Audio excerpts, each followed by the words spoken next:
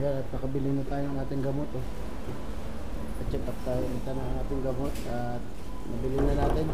Pasok lang ako sa grocery, titingnan ko ng mabili kong makakain.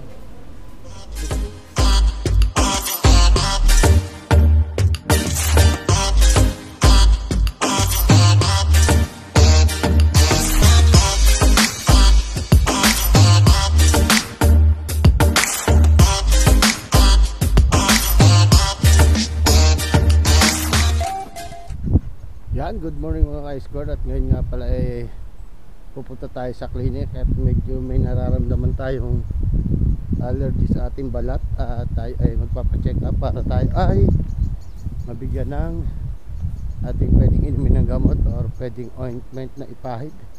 Kasi ano, yung ating balat ang daming tumutubong mga butlig-butlig. Hindi ko alam kung allergy to sa product ay daming doon sa materialis namin ginagamit sa trabaho or sa panahon dahil umiinit na ulit. Parang yung lamig parang lumalabas ba, hindi ko alam kung saan to kasi wala naman ako dating ganito. Tsaka ano siya, Makati, kaya kailangan natin itong ipatreat. Kaya yan, punta tayo sa clinic kasi wala naman bayad yun. Meron naman tayong health insurance dito, ay nakagandahan dito sa bansang Czech Republic. Pag mag-check up ka, wala naman yung bayad. Kaya sagot naman yun ang insurance natin. Kaya pag may naramdaman ka, magpa-check up ka kasi katawan lang natin ang puhunan natin dito. Pag tayo nagkasakit, pati pamilya natin madadamay. Kaya ingatan ang ating sarili sa bawat isang nandito, saan mang panig ng mundo, mga ka-OFW ko. Pag nakakaramdam kayo na meron kayong nararamdaman sa katawan, magpa-check up ka agad, yung mga hindi nyo inaakala, para mas maagapan, hindi yung lumalabo na bago pa kayo magpa-check up. Yan, tara samahan nyo ako, naglalakad ako dito sa may daan namin dito, shortcut na ako. Ang oras ngayon ay mag-aalas 10 ng umaga. Tinanghali na rin ako kasi naglaba pa ako hinintay ko pang matapos yung aking labahin, kaya hindi agad ako nakaalis. Hinintay ko kasi nakakahiya naman kung iiwan ko dito sa washing. Tapos pag biglang may nagsalang ng iba, ako naman nandun yung aking laman. Kaya ito natin. Ay, yan, lakad lang tayo dito. Dito na naman tayo. Ganda na ang panahon. Summer na, nakakalabas na tayo ng kahit walang jacket, naka shorts. Pwede na. Kaya no problem na tayo.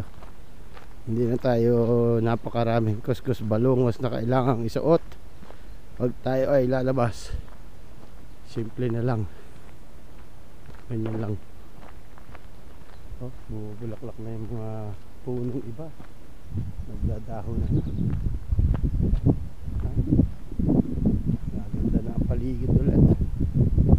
Greenish na ulit, green. Pero dito huli, pero doon sa pinuntahan namin sa Borno, halos mga madaon na yung puno. Maganda na yung paligid. Ayan. Dito kita mo pa yung loob ng ng kahuyan. Kasi yung mga pagitan yung linis ng mga pagitan, kita mo yung loob. Kabilang bahayan, kita tanaw mo. Mga hunil lang ng ibon ang maririnig mo dito sa dinadaanan ko. Bilis natin maglakad. Malapit na kagad tayo. Ang clinic ko nga palang pupuntahan malapit doon sa aming pinag-go-groceryhan sa Copeland. Sa likod lang nun. Yan, health card lang ang kailangan mo. Tapos yun na. Tingnan natin kung makakakuha tayo ng video doon sa loob. Pag hindi bawal. Kasi baka bawal Yun. Ay, hinihingal din naman nakakahingal din maglakad Bihira na tayo maglakad ng ganito Yun. Pero kaya yan. Wala naman kasi ditong bus na o kaya katulad sa atin sa Pilipinas, tricycle. Wala. Kaya alay lakad lagi dito. Okay lang yan, mahal na araw naman. Alay lakad muna tayo.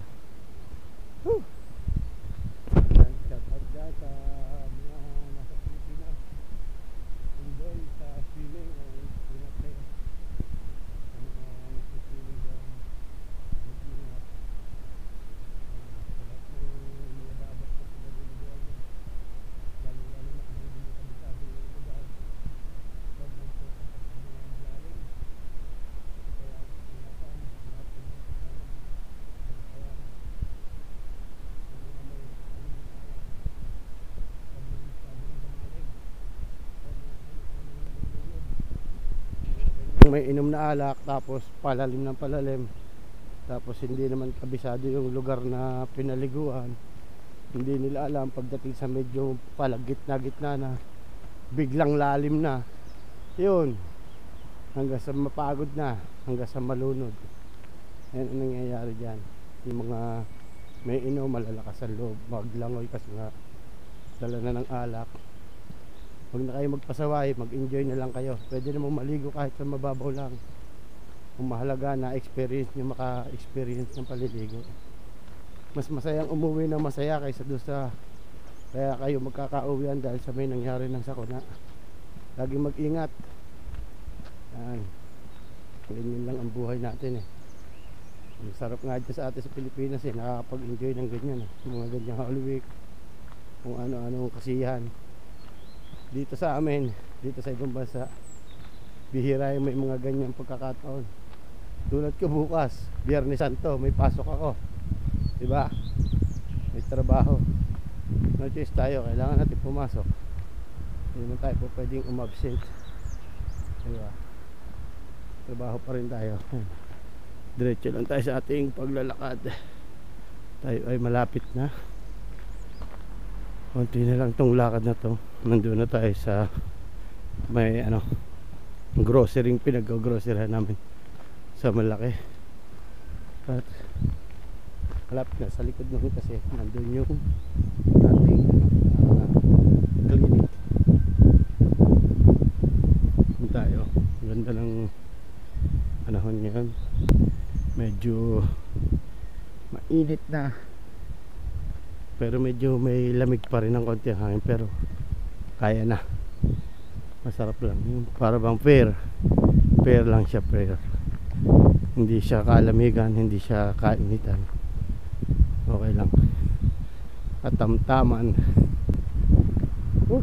Pero hinihingal na ako sana bukas yung clinic, baka biglang anong oras na kasi pag maraming appointment hindi yung tumatanggap ng walk-in, pero sana tanggapin ako para makabili ako ng gamot ko.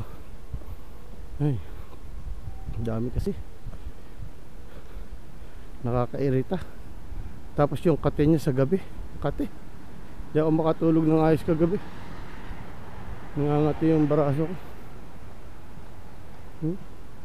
Ang dami kasi. Yan, nandito na tayo sa may grocery. Medyo malapit na tayo, tatawid lang tayo sa kabila para malapit na tayo sa may clinic. Tawid lang tayo dito sa pedestrian para sure ang ating pagtawid, walang aberya. Dito tayo sa mismong pedestrian tatawid para sure tayo.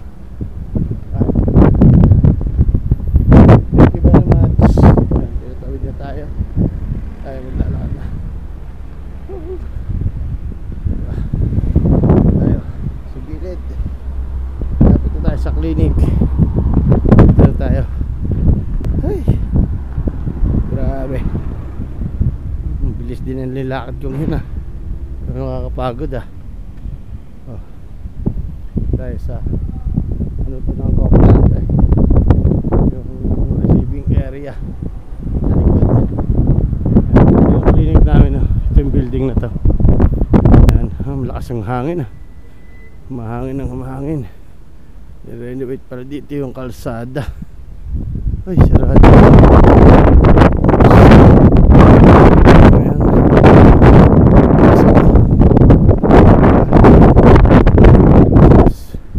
Yan na, meron naman lumabas. Pasok tayo. Pasok na tayo. Sana is open. Yan. Dito tayo. Yan. Okay dito. Dito tayo. Dito tayo.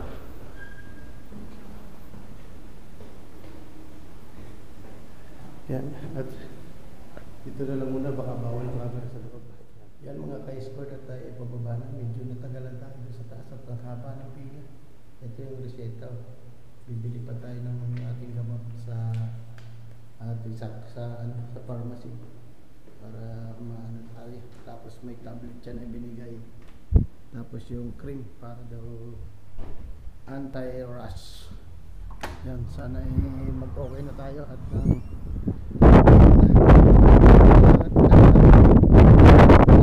sa labas maaraw.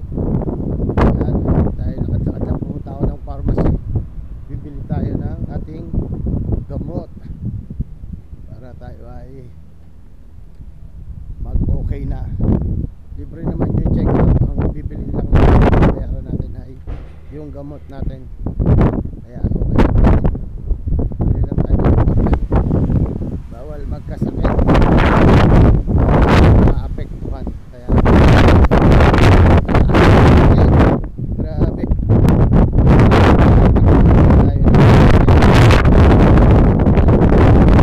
Hirapan na kagad natin. Lakad lang tayo. Bangulo na. Nagugutom yung kuya. Gusto ko muna kumain. Nagugutom ako. Lakad tayo, papunta dito tayo sa Copeland. Nandito yung pharmacy. Dito tayo bibili ng ating gamot.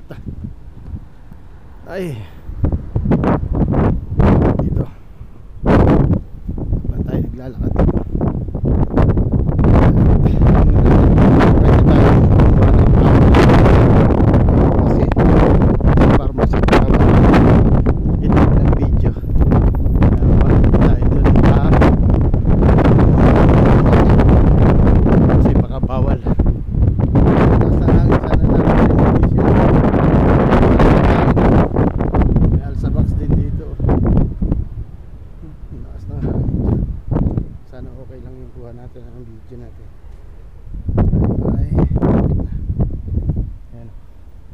Ito na yung Copeland. Sa loob niya nandyan yung pagpasok sa may pintuan, nandun yung pharmacy. Tingin tayo ng ating gamot. Bibili tayo. Yan. Uy, nandito na uli ang ice cream ano. Yan. Bukas na uli yung tindahan ng ice cream. Dito tayo. Pwede na uli tayo.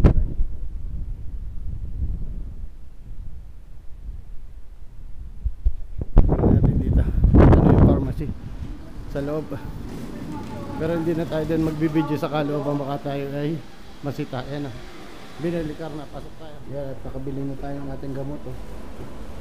Check up tayo ulit ng ating gamot at nabili na natin.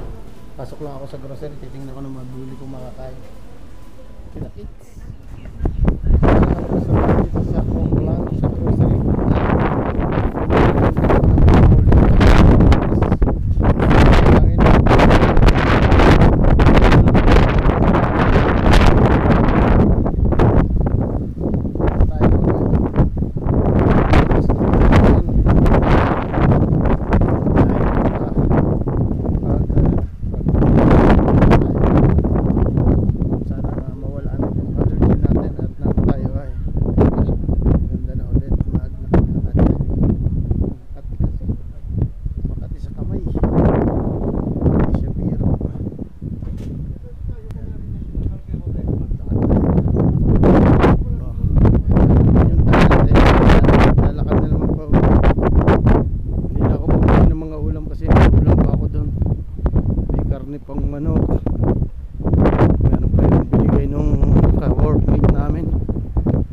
Parang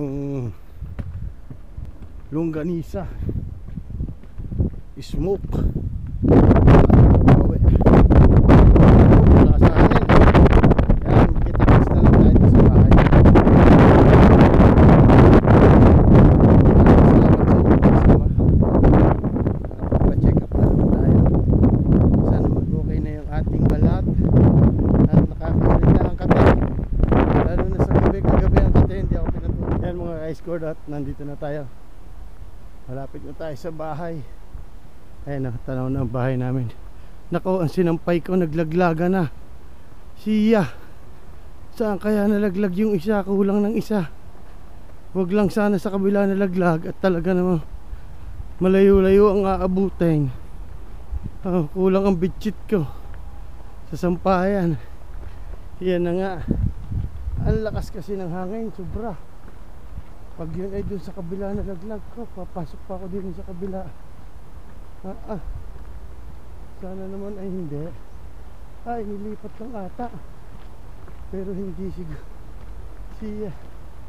Inipitan ko naman eh. Nadala pa rin yung ipit eh. Dalawa yung nawawala nating sampay. Sinalimpad ng hangin. Ay nako. Ayun na nga.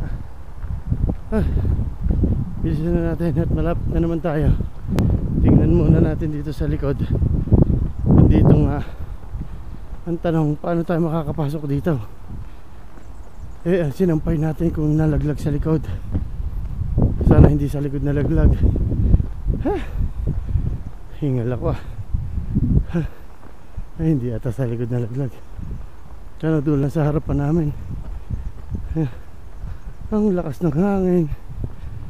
Tingnan natin dito kung sa likod. Ay, hindi. Wala dyan. Nandito siguro sa may harapan. Naglaglagan. Ay nako. Na tayo.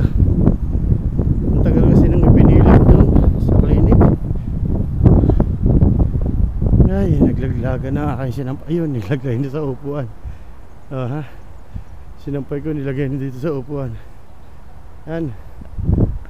Naglagay pala dito. Yan, sa mga nanood dyan, maraming salamat sa inyo. Yan, shout out dyan sa Team Sako. Dito na tayo. Ito, sinampay ko. Naglaglaga na pala. Yan pa ang iba, mga nakasabit pa. Yan. Thank you very much. Hanggang dito na lang. Maraming salamat. Bye bye. Shout out Team Sako.